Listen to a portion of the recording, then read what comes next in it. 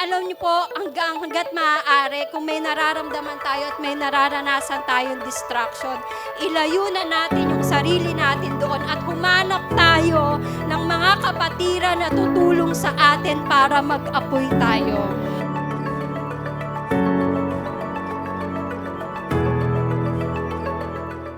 The power of fellowship. Sabi po in Hebrew 10:25, let us not neglect, sabihin po natin neglect, our meeting together as some people do, but encourage one another, especially now that the day of His return is drawing near. Sige po, sabay-sabay po nating basahin sa Tagalog.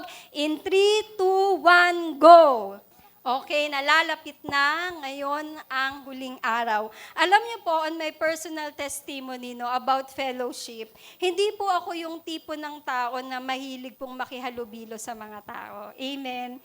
And ayoko po, nung hindi pa po ako nakakakilala sa Panginoon, ako po ay ayoko po na maraming tao. Amen. Ako po ay masungit. Amen? Napakamasungit po akong tao and namimili daw po ako ng mga pakikisamahan. Ayan. So, nagkakaroon sila ng wrong misinterpretation sa akin just because parang ang sungit ko daw tignan. Masungit ba akong tignan?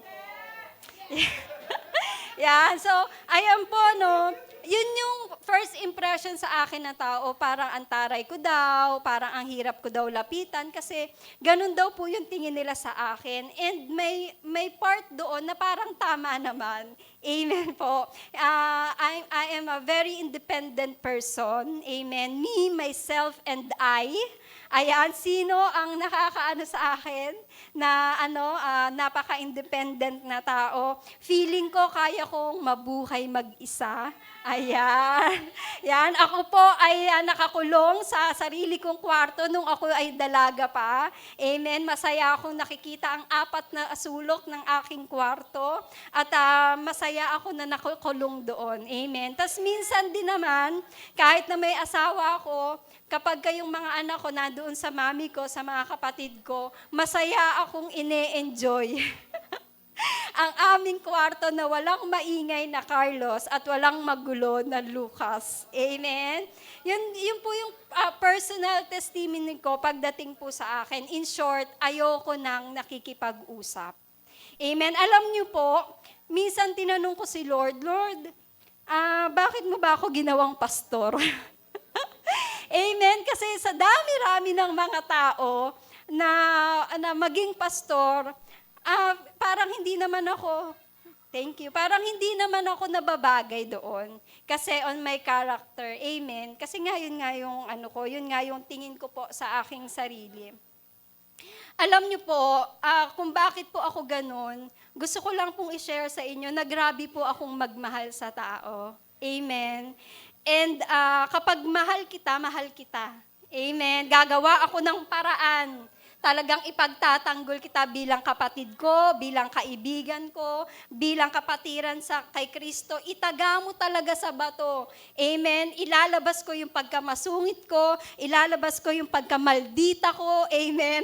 Para lang ipagtanggol ka. Amen. Alam niyo po ba, one time, nagpa-check up po ang aking mami. Amen. Sa FEU Hospital. At kasama niya po ang aking kuya, ang aking kapatid, si Kuya Kiel. And then, meron po silang na-encounter na kabataan na nag-aaral sa NRMF. Ayan. And ang nangyari that time ay parang magkaanuhan sila ng sasakyan. Ganyan. Tapos, ang nangyari, nagmamadali yung estudyante na yon. And yung kuya ko, nandun sa sasakyan dahil nga inaantay yung mami ko dahil pauwi na sila. And then, parang nag-cursing word siya. In short, nagmura siya. Ganyan. Tapos, hindi napigilan ng Kuya Kiel ko na mag-post sa Facebook. Alam niyo po ano sabi niya? Sabi niya, kung dito lang si Balong at si Keishel, panigurado may kalalagyan yon, sabi niya. Tapos sabi ko, bakit? Anong nangyari? Yun nga, minura nga daw. Pasalamat siya, hindi pa ako pastor.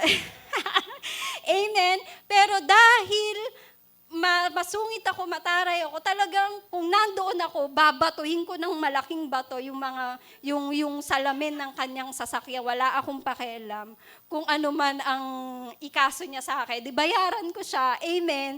Pero my point is, sa sobrang pagmamahal ko sa inyo, kayang-kaya kong gawin ang lahat.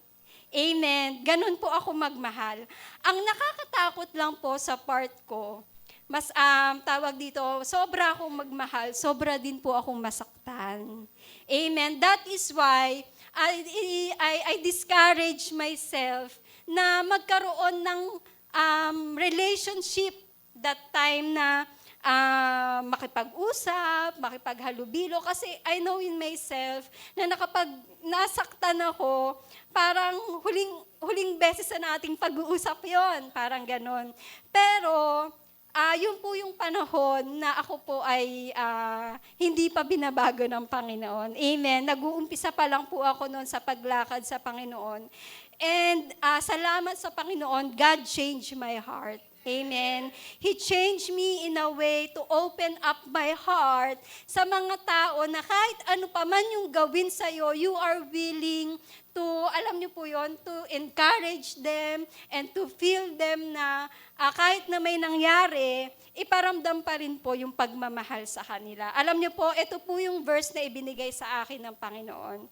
Sabi niya in John 13:34, "A new command I give you, love one another as I love you." So you must love one another. Amen. Despite of masamang ugali o masamang karakter na meron po ako, God loves me so much. Amen. Hindi naging hadlang yung mga bad character ko para maramdaman ko ang pagmamahal ng Panginoon sa akin. And ito po yung nagbago ng isip ko at ng puso ko na sandali.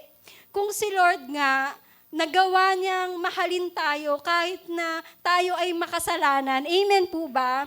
Na kahit naman na nakakilala ka na sa Panginoon and yet nagkakasala ka pa rin, here comes our Lord. Sinasabi niya sa atin, I have loved you. Amen. Napakasarap na salita na mapakinggan at maranasan na mahal na mahal na mahal tayo ng Panginoon. Amen. Sabihin mo sa katabi mo, mahal na mahal ka ni Jesus. Amen. So ano po ang connection po ng topic natin na to? Dito po natin mapapahalagahan ang church na meron tayo. Amen. The power of fellowship. Dito po natin mapapahalagahan ang kapangyarihan ng kapatiran na katabi mo. Sabihin mo dyan, may kapangyarihan ka. Amen. Dito natin malalaman na sa panahon na kailangan mo ng karamay, kailangan mo ng tulong, kailangan mo ng kakampi, kailangan mo ng makakausap, sinasabi ng Panginoon, may kapangyarihan ang katabi mo. Tignan mo uli ang katabi mo, sige, para hindi antukin. Amen. Amen, may kapangyarihan yan. Alam niyo po, nag-search po ako ng survey. Sabi po dito, isa sa kinakaharap ng maraming tao ngayon ay anxiety and depression. Amen. Isa lang po ito sa mga pinagdadaanan ng ating bansa. Ayan. Meron po akong data analysis na galing sa WHO, which is a World Health Organization, ng percentage ng mga taong nakakaranas ng anxiety and depression. Nababasa po ba natin? Ayan, yung iba nababasa, yung iba po hindi. Pasensya na po alam niyo po naman ako, hindi po ako techie. Please, pakituruan po ako. Amen. Call a friend, Brother Deck. Ayan. Sabi po dyan, ng WHO, o World Health Organization, depressive disorder or known as depression is a common mental disorder. It involves a depressed mood or loss of pleasure or interest in activities for long period of time. Sabi dyan, depression is different from regular mood swing, changes, and feelings about everyday life. It can affect all aspects of life, including relationship with family, friends, and community. It can result from or lead to problems at school, work, and business. Amen? So, ibig sabihin, lahat tayo ay merong tawag dito, may chance na maranasan po ito. Tama po ba? May mga pagkakataon na umano po tayo sa ganitong depression or anxiety. Ano pa po sabi dyan? As an estimated, 3.8% of the population experience depression, including 5% of adults, 4% among men, and 6% among women, and 5.7% of adults older than 60 years old. Di ba? Kahit pati ang mga matatanda ay nakakaranas nito. Approximately 280 million people in worldwide, more than 10% of pregnant women. Grabe, di ba kaya sila may tinatawag na pre-postpartum and postpartum. Amen? Sabi dyan, just giving birth experience of depression. More than 700,000 people die due to suicide every year. Amen? 700,000 daw ang namamatay to commit suicide every year. Sabi niyan, suicide is the fourth leading cause of death in 15 to 29 years old. Grabe po, no? Nakita niyo po, nababasa po natin. Sabi po dyan, although there are known effective treatments for mental disorder, more than 75% of people in low and middle-income countries receive no treatment. Amen? Dahil po, ang mental disorder na ito ay habang buhay na gamutan. At yung gamot na yon ay napakamahal. Kaya po, yung iba, hindi nakakayanan na magpa-treatment.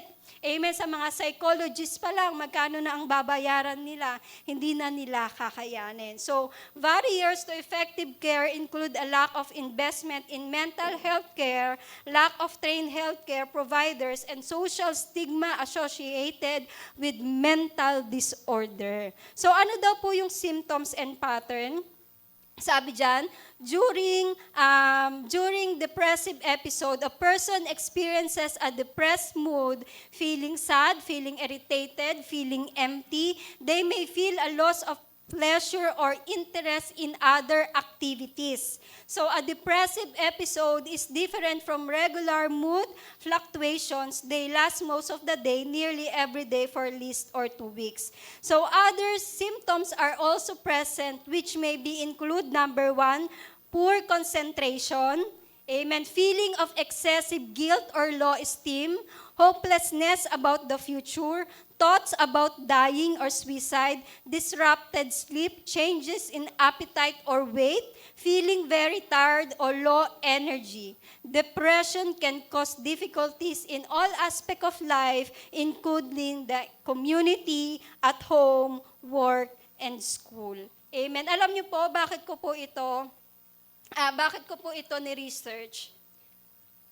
Ito po yung isa sa pinakamalaking problema na kinakaharap natin. Amen. And kapag, tawag po dito, if we choose na manahan, na sarilinin ang problema ng anxiety and disorder, sinasabi ko po sa inyo, talong-talo tayo dyan. Amen, amen. Isa po sa pinakamahirap harapin at pinakamahirap paglabanan ay ang mental disorder. Kasi bakit? Ang hirap nito, ang kalaban mo yung isip mo. Ang hirap nating sabihin na Pastor Rocky, mag-speaking in tongues tayo, mag-pray tayo. Pero kung yung isip natin ay punong-puno ng takot, punong-puno ng mga bagay na negatibo, never can be na maranasan natin ang presensya ng Panginoon.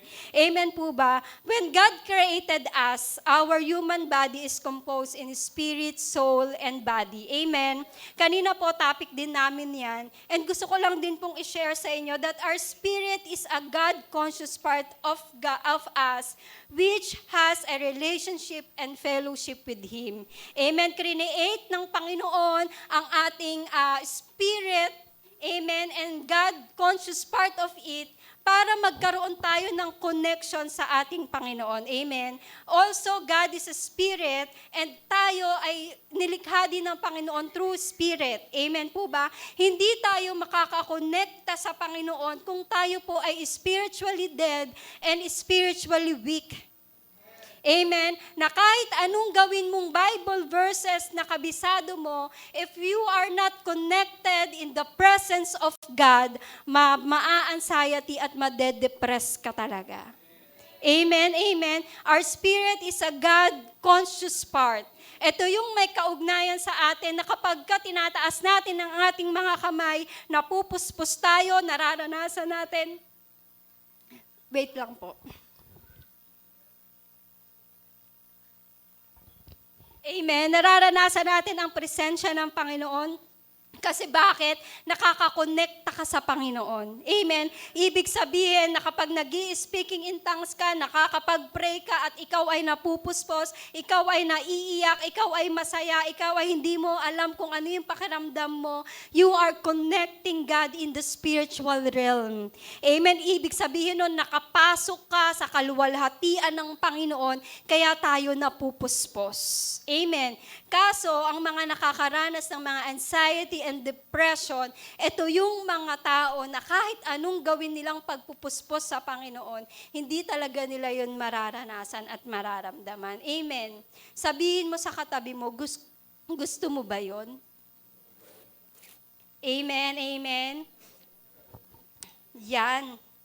Next slide, please. Iyan natin yan. Ayan. Sabi po dyan, kapag dumaan tayo sa pagsubok, sa problema, sa hirap ng buhay, pumapasok si Satan para sabihin ang mga ganitong bagay. Number 1, i-isolate mo yung sarili mo. Tama o tama? Magkukulong ka sa kwarto, amen? Yun po yung isolation. Ayaw mong makakita ng mga mukha ng katabi mo, amen? Ayaw mong makipag-usap ng kahit kanino, kaya i-isolate mo yung sarili mo. Sasabihin ng demonyo sa'yo, huwag ka nang mag-church. Amen. Sasabihin ng demonyo sa'yo, huwag kang makipag-usap sa mga kapatiran mo. Tama o tama? Ano pa po, sasabihin ng demonyo, lumayo ka sa kanila. Mag-isip-isip ka. Amen? Ano pa po sasabihin ng demonyo? Hindi ka nga nila, ano ba yan? Di ba sinaktan ka nila? Amen? Ipaparamdam at ipaparana sa iyo ng mga demonyo. Ano pa? Di ba dinisappoint ka nga nila? Amen? Ano pa po? Papaalala sa iyo ng demonyo, sasabihin sa iyo ng mga demonyo, hindi ka nga nila pinagtanggol? Ginawa mo na nga lahat-lahat, kulang na lang matulog ka sa simbahan mo, pero never na pinagtanggol ka nila. Ayan po yung mga negative thoughts na ibubulong sa iyo ng kaaway. Ano pa po, sabi diyan, siniraan ka nga nila di ba? Sabihin mo sa katabi mo, siniraan mo ba ako? Ayan. Siyempre, wala ka amin dyan. Amen. Ano pa sinabi ng demonyo? Nung may sakit ka, di ba, hindi ka nga binisita ni Pastor Miggy. Amen. Sabi si Pastor Miggy, namimili ng mga bibisitahin. Amen. Hallelujah. Ano pa? Grabe si Pastor Miggy, di ba? Wala ngang nakaalala sa'yo. Nung wala kang pera, ni isa sa inyo walang nagpautang. Oh, no. Ano pa? Di ba sabi ko sa'yo, walang nagmamahal sa'yo? Ano pa? Kasalanan mo lahat. Ay, baka meron na po ng baka meron na kailangan ng deliverance, ha? Ayan, di ba? Yung sabihin na kasalanan mo lahat dahil sa'yo. Ikaw talaga yun. Amen. Ipapaisip sa'yo ni Satan. Ano pa? Dahil sa'yo, nakasira ka ng pamilya. O, diba? Ano pa? Ang pangit-pangit mo. Diba? Ayan. Grabe. Yan yung mga bagay na papaisip sa'yo ng demonyo. Ano pa? Lack of fellowship. Amen? Diba? Sisiguraduhin ni Satanas na ilalayo ka niya sa fellowship na gusto ng Panginoon para sa atin. Amen. Kaya kapag ito na ang mga bagay na naiisip natin, we are under the trap of Satan's plan. Amen. Amen. Minsan na po ba nating naisip o minsan na bang pinaisip sa atin ng demonyo yung mga ganong bagay? Amen. At kapag kayo na yung naisip natin, we are under the trap of Satan's plan. Papasok ang pride spirit. Kahit wala sila, kaya kong mabuhay. Hindi sila kawalan. Grabe yun. Ano pa? Papasok ang greedy spirit. Tignan natin kung hanggang saan kaya nila. Kapag nangailangan niya ng pera, lalapit din yan. Grabe, no? Hindi na sila makakaulit. Hindi na sila makakalapit. Ayan. Ano pa po? Papasok ang boastful spirit. Anong gagawin niya? Kakailanganin din nila ako. Amen? Kapag wala ako sa ministry, mapipilayan sila. Ay, grabe. Grabe. Okay po ba yung action ko? Okay ha? Pwede na pang best actress. Palakpakan naman natin si Lord. Pampatanggal lang. Amen? And last, tignan natin. Amen? Ito yung mga salita na ginagawa ng kaaway sa atin for us na ma-distract tayo sa gusto ng Diyos para sa atin. Alam niyo po ano ang importansya ng fellowship? Number 1, we will encourage one another. Sabi po dyan, ang kapangyarihan ng fellowship ay makakapagbigay buhay para sa mga taong dumaraan sa pagsubok.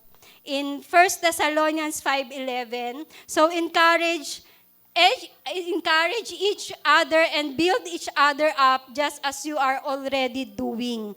So ibig sabihin, the power of fellowship is to encourage our brethren in Christ who is struggling and under Satan's yoke. Binigyan tayo ng kapangyarihan ng Diyos upang maging instrumento niya sa kapatiran na nahihirapan at nakakaranas ng pagsubok. Amen. Amen. Kaya meron po tayong kailangang gawin. Sabi mo sa katabi mo, may kailangan tayong gawin. Sabi po in Luke chapter 4 verse 18, ito po yung kailangan nating gawin. The Spirit of the Lord is upon me because He has anointed me to proclaim good news to the poor. He has sent me to proclaim liberty to the captives and recovering of the sight to the blind, to set at liberty those who are oppressed. So ibig sabihin, binigyan tayo ng Espiritu ng Panginoon at sa pamamagitan natin ay isinugo tayo ng Diyos para maghatid ng magandang balita. Amen. Tayo po ay gagamitin ng Panginoon para makakita ang mga bulag. In a way na hindi nila makita ang purpose nila, hindi nila makita ang plano ng Diyos sa kanila, hindi nila malakaran ang gusto ng Panginoon para sa kanila. Amen. Tatanggalin natin ang gawa ng kaaway sa mga taong nabulag na kuhain yung identity na meron sila. Alam niyo po ba ang bawat isa sa atin may identity? Tama po. Iba-iba po ang picture ID natin. Amen. Amen. Hindi pwedeng ilagay yung ID ko na Kimberly Pangilinan at ang picture ay nakalagay yung picture ng kapatid kong si Keishel. Amen. Magkaiba po ang mukha niya, magkaiba ang mukha ko. Amen. Magkaiba ang pangalan niya, magkaiba ang pangalan ko. So, ibig sabihin, I have this identity na ibinigay sa akin ng Panginoon at kailangan kong lakaran yon. Amen. Pero kung ninakaw ng kaaway, binulag ka sa anumang kayang gawin mo, yun ang mahirap. Amen. Kaya meron tayong kapangyarihan to encourage every one of us. Amen. Natanggalin yung nakapiring sa mga mata ng mga kapatiran natin at ipakita kung ano ang katotohanan na gusto ng Panginoon para sa kanilang buhay. Amen po ba? Amen. Sabi dyan, palakpakan naman natin. Hallelujah. Ito pong mga to ay nangyari po ng mga fellowship ng ating mga life group Life Connect group. Palakpakan naman po natin. 'Di ba? Merong pakok, merong payabu, 'di ba? Tingnan natin. Alam niyo po, nagiging tawag dito pati dito sa paglabas-labas ng life group, nagkakaroon ng ng competition. Amen. Wait lang. Amen. Ayan. 'Di ba? Nung una, ang women sa church lang. Tapos yung sa corpro, dati kapi-kapi lang 'yan. Amen. Pero last week, naging Yabo restaurant na sila. How come naman, mga kananayan? Eto pa. Dati, ang mga katatayan, bahay lang. Pero alam nyo, anong plano nila? Next week, o sa susunod na week, ang plano nila, Tagaytay naman. Bakit ganon? Bakit? Anong meron? Amen? Pero sabi ni Pastora Ana, ang mga kananayan, Bagyo naman. Oh, grabe. Ano ba to? Magkita na lang ba tayo sa ibang bansa? Ha? Magkita-kita na lang? Why not? Di ba? Amen. Kaya yung mga wala pang passport dyan, magpa-passport na kayo. May gagawin ng Diyos. Palakpakan natin ang Panginoon. Amen. Ano pa? Mga teens, ayan, di ba? Ayan ang mga teens natin, mga campus. And, ayun no, di ba dati bahay-bahay lang? O ngayon, payabo-yabo na. Amen. Talagang nakakagigil ng espiritu. Amen. Kamusta kaya ang mga young pro? Ano po ang balak natin? Baka mamaya gulat kami, swimming pool ang hanap nyo, ha? Sasama kami dyan, ha? Mamaya, bundok-bundok ang nyo, ha? Amen. Alam niyo po kung ano po ang ng charcoal? Amen. Ano po ang principle ng charcoal? Di ba kapag po ang hirap paapuyin ng uling, amen? Kailangan pa nating lagyan ng gaas, ng alkohol, o kung ano man yung mga bagay na pwedeng magpaapoy sa kanya. Amen. Alam niyo po ang principle ng charcoal, meron mang isang naglagablab, kapag ka inilagay yan sa pot na maraming charcoal, mandadamay yan ng apoy. Amen. Palakpakan po natin ang Diyos. Yan yung kapangyarihan ng fellowship na sinasabi ng Panginoon. Nalalamig man yang katabi mo, merong sa likod mo na nag-aapoy, magpaapoy ka, gagamitin siya ng Diyos para sa'yo. Amen. Amen. Sabihin mo sa katabi mo, I pray and declare, mag-aapoy ka sa presensya ng Diyos.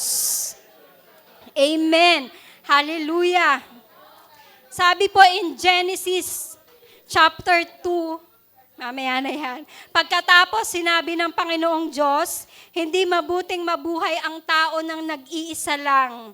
Kaya igagawa ko siya ng kasama na tutulong sa kanya at nararapat sa kanya. Si Lord, binigyan ng kasama si Adan. Amen, amen. Hindi hinayaan ng Diyos na wala siyang makakasama. Kung si Adan nga naisip na bigyan ng kasama si Adan, amen, how much more ka pa? Kaya there's no reason for us na i-isolate mo yung sarili mo, magmokmok ka sa kwarto, umiyak ka ng umiyak hanggang sa mabasa yung unan mo. Amen. Wag kang papayag na ibulong sa iyo ni Satan na sige, magkulong ka ng kwarto mo. Kasi panigurado, hindi magiging maganda ang pag-iisip mo. Pag-iisip natin. Amen? Alam niyo po, hanggat maaari, kung may nararamdaman tayo at may nararanasan tayong distraction, ilayo na natin yung sarili natin doon at humanap tayo ng mga kapatiran na tutulong sa atin para mag-apoy tayo. Amen, amen. Sabi po dyan, si Lord binigyan niya ng Eva si Adan para makatulong at makasama. Sabihin mo sa katabi mo, binigay ka rin sa akin ni Lord. Amen, amen. Sabi po nila, no man is an island. Amen. Ano po ibig sabihin nito? People are not meant to live alone or isolation. Sabi dyan, just like how islands are surrounded by water and connected to the larger landmass, people are connected to one another in society. This praise teaches us that we are all rely on each other. Amen? Kailangan kong mag-rely din sa'yo. Kailangan kong mag-rely sa mga kapwa ko for support, friendship, and help. Grabe, ang kapangyarihan ng fellowship ay para magkaroon ng suporta, para magkaroon ng friendship, at para may makatulong ka at may katuwang ka sa lahat ng oras. Amen. Number 2, the importance of fellowship, sabi dyan, never neglect, sabihin po natin, neglect. Never neglect the Sunday worship service. Ayan. Kahit anong tago nyo, amen, kahit anong takas nyo, gagawa ng paraan si Pastor Miggy para hanapin kayo. Amen, amen. Bakit po ako lagi kay Pastor Miggy binibigyan na po kayo ng bakit po? Yes, bakit po ako kay Pastor Miggy laging nagsasabi? Siya po ang head ng ating pastoral care. Amen. Trabaho niya ang trabaho niya ang hagilapin ang mga kaluluwa, mga kapatiran na nawawala sa church. Amen. Kaya kahit anong tago mo, hindi ka makakawala, lalo na kay Pastora Anang makulit mag-message. Amen? Amen? Amen? Hallelujah. Sabi dyan, never neglect the Sunday worship service. In Psalms 27:1-6, yan, ang Panginoon ang aking ilaw at tagapagligtas. Sino ang aking katatakutan? Siya ang nagtatanggol sa akin, kaya wala akong dapat katakutan. Kapag sinasalakay ako ng masasamang tao o ng aking mga kaaway upang patayin, sila ang mabubuwal at natatalo. Kahit mapaligiran ako ng maraming kawal, hindi ako matatakot. Kahit salakayin nila ako, magtitiwala ako sa Diyos. Isang bagay ang hinihiling ko sa Panginoon, ito ang tanging ninanais ko na ako'y manirahan sa Kanyang templo habang ako ay nabubuhay upang mamasdan ang Kanyang kadakilaan at hilingin sa Kanya ang Kanyang patnubay. Sa oras ng kagipitan ay itatago niya ako sa Kanyang templo at ilalagay niya ako sa ligtas na lugar. Kaya mananaig ako sa mga kaaway ko na nakapaligid sa akin. Maghahandog ako sa templo ng Panginoon habang sumisigaw sa kagalakan, umaawit at nagpupuri. Ibig sabihin, wala tayong karapatang ikulong ang ating mga sarili sa kwarto. Libreng-libre ang church para sa bawat isa. Amen po ba? The more you go in the presence of God, the more you know God. Amen na, the more na uma-attend ka sa gawain ng Panginoon, mas lalo kang mag-aapoy. Mas lalo kang makakaranas ng kapayapaan, makakaranas ka ng pag-asa, makakaranas ka ng pag-ibig. Amen po ba doon? The more na namumblema ka, mas lalo kang lumapit sa Panginoon. Kasi bakit baka mamaya bulungan niyang katabi mo, pautangin mo yung brother mo. Kailangan niya ng pera. Amen? Hindi natin alam ang pwedeng gawin ng Diyos sa kapatiran na meron tayo. Amen? Sabi ko nga po kanina at patuloy kong paulit-ulit na sinasabi, may kapangyarihan ang kapatiran mo na gumawa ng mga bagay at maging instrumento ng Diyos na baguhin ang sitwasyon nating lahat. Palakpakan po natin ang Panginoon. Kapag nasaktan ka, ipararamdam ng Diyos kung paano siya magmahal. Huwag ka lang mawawala sa Sunday worship service natin. Amen. Kasi kapag andito ka na sa loob, yung mga demonyo aalis na yan. Nakatapak ka pa lang dyan sa labas ng gate natin. Amen. Hallelujah. Dyan pa lang, kakawala na ang kaaway na kubabaw sa atin. Amen. Yung pala, ibig sabihin, may karga pala tayo. Ano? Amen. Sabi po in Matthew 5:3-12, hayaan niyo pong basahin ko. na kahit pumahaba, blessed are the poor in spirit, for theirs the kingdom of heaven. Sinasabi ng Panginoon, blessed are those who mourn, for they shall be comforted. Amen. Sa mga panahon na ikaw ay malungkot, ikaw ay nangangailangan ng kasama, sinasabi ng Panginoon, iko-comfort ka niya. Blessed are the meek, for they shall inherit the earth. Blessed are those who hunger and thirsty for righteousness, for they shall be satisfied. Blessed are the merciful, for they shall receive mercy. Blessed are the pure in heart, for they shall see God. Blessed are the peacemaker, for they shall be called the sons of God. Blessed are those who are persecuted for righteousness' sake, for there is the kingdom of heaven. Blessed are you when others revile you and persecute you and utter all kinds of evil against you falsely on my account. Rejoice! Sabi mo sa katabi mo, rejoice! In the Lord, oh, ayan. Rejoice and be glad, for your reward is great in heaven. Ay, hindi ko pala sorry po. Yan, great is in heaven, for so they persecuted the prophets who were before you. Ang sinasabi lang ng Panginoon, kahit anong maramdaman mo at maranasan mo, piliin mo lang na lumapit sa akin, pagpapalain ko ang lahat ng nararanasan at nararamdaman mo. Amen? Nalulungkot ka, iko-comfort kita. Namumblema ka sa pera, magpuprovide ako para sa iyo. Namumblema ka sa mga anak mo, akong bahala sa anak mo. Namumblema ka sa asawa mo, wag mong pansinin yung asawa mo. May gagawin ako sa asawa mo. Amen. Huwag mong pansinin yung kapatiran mo. Bagkos mahalin mo. Amen. Alam niyo po, sinisecure ng Diyos. Sinasabi ng Panginoon that we are blessed kapag andito po tayo sa Kanyang presensya. Hindi magkakaroon ng puwang si Satan para isipin mo yung mga bagay na hindi ka kamahal-mahal, hindi ka kaibig-ibig, hindi ka katanggap-tanggap, ang pangit-pangit mo. Never, ever na mararanasan mo yan sa Panginoon. Basta pilitin mo, sikapin mo na kahit wala kang pamasahe, kontakin mo si Pastor Miggy. Susunduin ka niyan kahit saan ka man kalayo. Amen. Basta may gas, 101% hindi yan manghihinayang. O kung kulang, andito si Brother Ralph, magsusundo. Gusto mo, ihahatid ka pa pauwi. Amen. Hallelujah. Maramdaman mo lang ang presensya ng Panginoon. Iparamdam lang ng Diyos kung gaano ka kamahal ng Panginoon. Gagawa at gagawa ang Diyos ng paraan para maabot ka.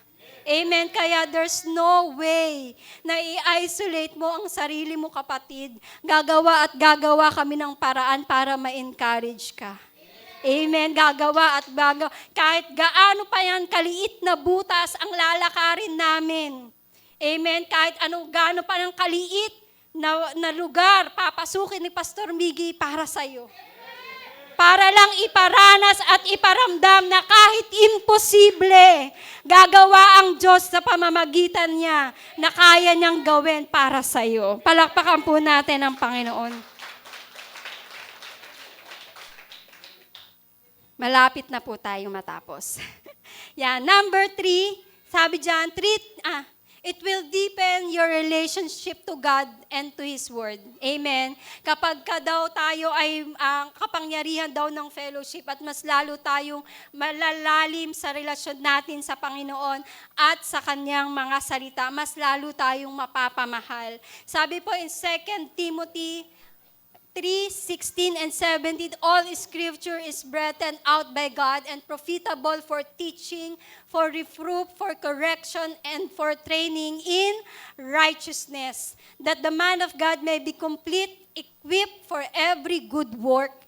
Minsan, pwede nating sabihin na kaya tayo nakakaranas sa mga ganitong bagay kasi merong gagampanan ka sa Panginoon.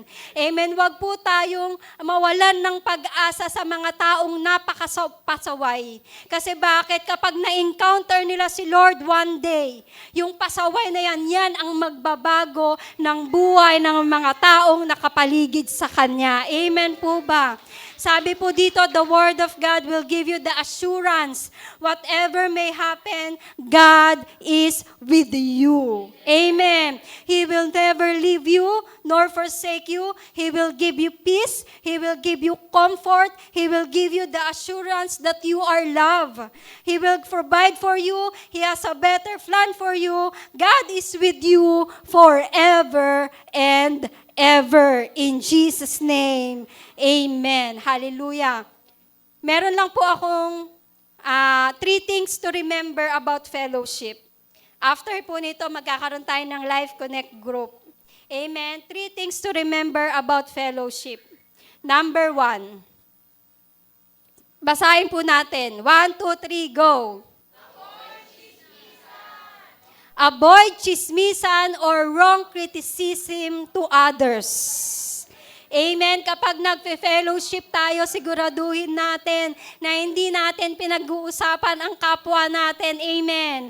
Ang fellowship is intended for encouraging one another, for edification of one another, hindi para siraan ang kaibigan mo, kapatiran mo, pamilya mo. Amen po ba doon? Kami lang po ng kapatid ko ang may karapatan. Joke lang. Joke lang po. Amen. Alam niyo po, sa totoo lang, excited po akong makauwi sa amin sa Kasamilan. Meron kaming this 3-day family day. Amen. March 3, 4, and 5. Baka mag-extend pa, maging 4 and 5, 6, and 7, ganyan. Dahil po napakadami po naming free day ngayong March. Amen. Sabi ko sa kapatid ko, excited akong makakwentuhan siya. Amen. At kapag mga ganong kwentuhan, alam na naming dalawa yon. Amen. Hallelujah. Avoid chismisan. Huwag tayo ang maging dahilan ng ikakasira ng iba. Amen. Huwag tayo ang maging dahilan ng ikakasira ng ating simbahan. At huwag tayong maging dahilan na ikakatisod ng mga mahal natin sa buhay. Amen. Kaya sabi mo sa katabi mo, huwag kang chismosa at chismoso. Amen. Amen. Hallelujah. Ano pa po yung 3 things to remember in fellowship? Be a trustworthy person. Ayan. Ayan, amen.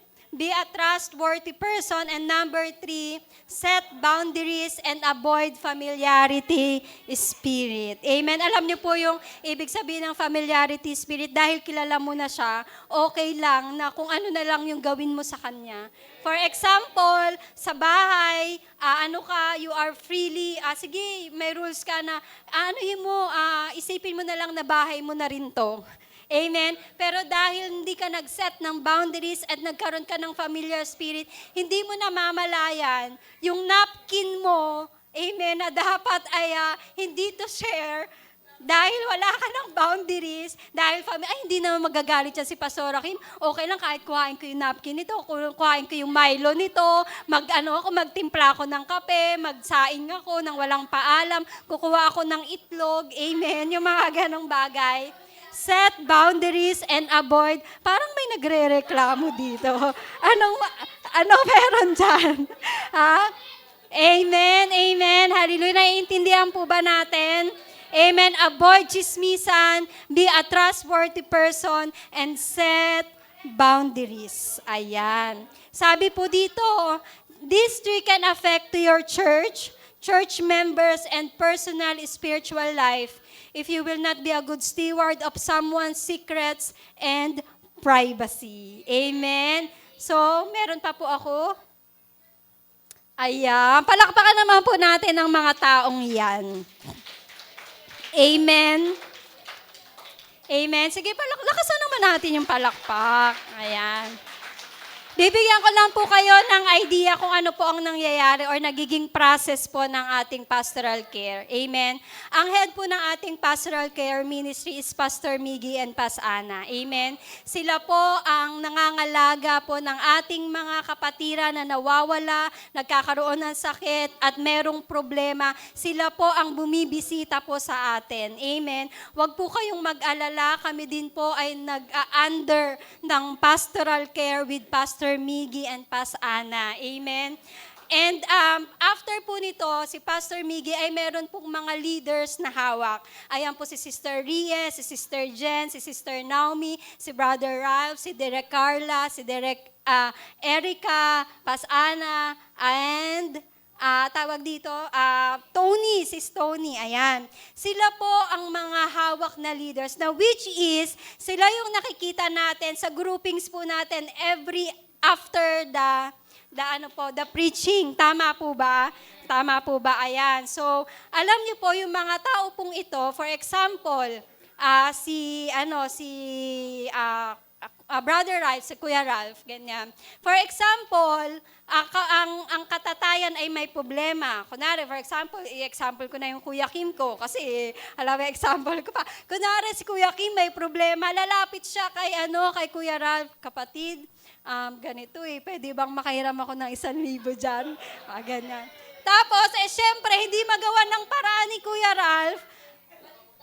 Sandali lang tingnan lang natin kung ano yung magagawa natin ng paraan. Ganyan. For example, nagawa naman ng paraan ni Kuya Ralph. Ganyan, nabigyan naman isa. Si Kuya Kim, nangungulit na naman. Brad, baka naman pwede, 2,000 no? Ganyan, ganyan. Sa part ni Kuya Ralph, hindi niya na yun kayang hawakan. Amen. Ngayon, ang gagawin ni Kuya Ralph, lalapit siya kay Pastor Miggy. Pastor Miggy, hindi para manghiram ng pera. Sasabihin, Pastor Miggy, parang si Brother Kim, nangangailangan ng pera. Ano kayang kailangan nating tulong sa kanya? Amen? Amen. Magkukall a pastor na si Brother Ralph o si Kuya Ralph kasi hindi niya na alam kung ano yung gagawin niya. Every leaders, kung meron po kayong kakausapin, lumapit po kayo kay Pastor Miggy. Sa mga Fire Connect leaders po ninyo. At kung yung Fire Connect leaders ay talagang hindi na magawa ng paraan, lalapit po kayo kay Pastor Miggy. Ayan po yung process At si Pastor Miggy ay hindi na rin nagawa ng paraan, tsaka na po yan magre-report at magko-call a pastor na kay Pastor Eman at kay Pastor Kimi. Amen. Ganun po yung process na dadaanan po natin. Pero kung kayo po ay hindi masyadong familiar sa mga tawag dito sa mga kapatiran, parang nahihiya pa po kayong nakakayang lapitan si ganyan, nakakayang lapitan si ganito. Meron po tayong gagawin diyan. Amen. So yan po yung mga group leaders po natin. Sila po ang pwede nating lapitan. Sila po ang magi-encourage at magbibisita sa atin. Amen. Sila din po ang tutulong para maging instrument nila si Lord para sa ating lahat. Amen. Palakpakan naman po yung mga leaders po natin na yan. Hallelujah. 101% sisiguraduhin ko po sa inyo na mapagkakatiwalaan po natin sila in Jesus' name. Amen. Hallelujah. Huwag po kayong matakot magsabi ng problema o personal na issues. Wala po kayong ikakabahala dahil wala pong chismosa at chismoso sa ating simbahan. Amen po ba doon? Amen? Ito lang din po kapag babae na kapatiran ng may problema, humanap ng babae na leader. Amen? Kapag lalaki na kapatiran ng may problema, humanap na lalaki na leader. Kapag mag-asawa ang may problema, go to Pastor Miggy and Pas Ana. Kung hindi naman nila kaya na, sa amin na po kayo lalapit. Amen. Sa ganitong paraan, mapapangalagaan at maiingatan natin ng isa't isa sa anumang gawa at plano ng kaaway. Palakpakan po natin si Lord. Sa huli ko pong encouragement sa inyo, love and respect is the key to have successful partnership in ministry. Magtutulungan po tayo sa pamamagitan mo, sa pamamagitan ko, sa pamamagitan nating lahat mapagtatagumpayan po yung problema natin. Amen? At kapag sama-sama po nating haharapin yan, sasamahan din po tayo ng ating Panginoon. Sabi dyan in 2 Corinthians 13:11, hanggang dito na lamang mga kapatid, literal, hanggang dito na lamang. At paalam na sa inyo, ayan, magpapaalam na rin po ako sa inyo mamaya, sikapin ninyo na wala ng makitang kapintasan sa inyo at sundin ninyo ang mga payo ko. Amen. Literal din po na please, sundin po natin yung mga natutunan po natin. Magkaisa kayo at mamuhay ng payapa, nang sa ganon ang Diyos na pinanggagalingan ng pag-ibig at kapayapaan ay sa inyo. Amen. Palakpakan po natin ang ating Panginoon. Papurihan ng Diyos sa kanyang mga salita. Magsitayo po tayong lahat.